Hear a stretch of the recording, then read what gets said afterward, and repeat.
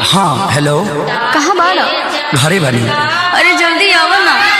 अरे इतना जल्दी कब आ? हमरा ये सब कुछ नहीं सुने के, जल्दी आवा ना। अरे तो इतना घबराइल काहे बड़ू? हमरा जिंदगी और मौत के सवाल बा, प्लीज जल्दी आ जाना। ठीक बा आवा।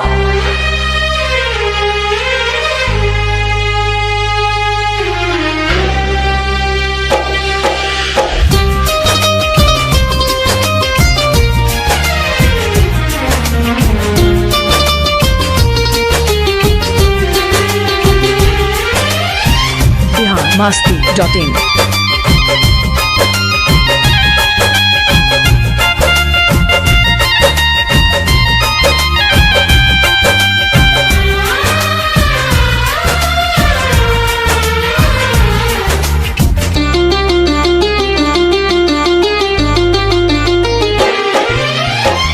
पगली के भइल बाटे पागल के दासा, आज हमरा पता चलल प्रेम के भाषा।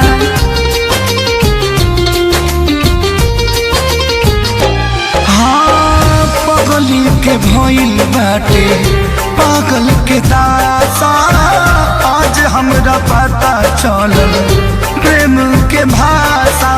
रोते रोते मिले हमसे आयल बड़ी, रोते रोते मिले हमसे आयल बड़ी।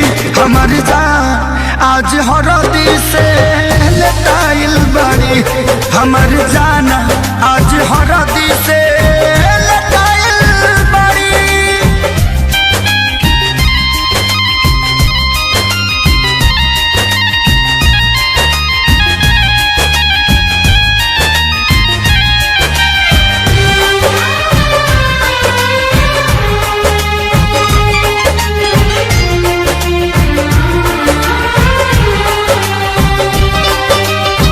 घर परिवार देख खोजत होई जा, छतिया पमुड़ी धके रोवा तारी एही जा।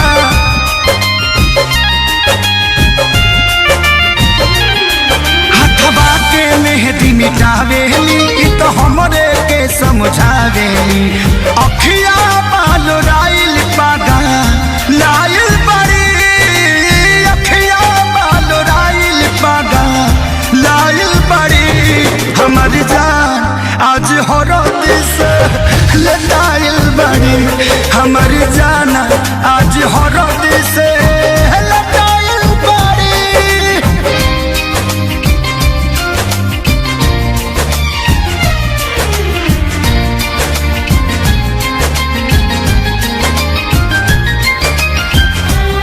masti.in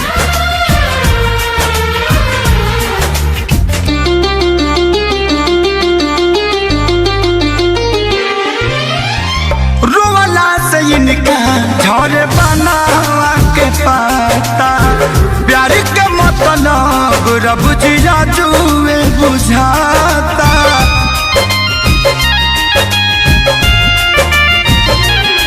हम इनका से तनिको खफा नहीं थी, काहे की जान बेवफा नहीं थी। अखिलेश के खेसारी खाती भुलायल बड़ी, अखिलेश के खेसारी खाती भुलायल बड़ी। हमर जान आज हरद से लटाइल बड़ी, हमर जान आज हरद से लटाइल बड़ी। ए जान हम तो के छोड़ के ना जाए। सुना, कुर्बानी के नाम ही तो प्यार होला, और प्रेमी से बढ़ के परिवार होला। सबके इज्जत के बात बजान, तोहरा चले के परी चल। masti.in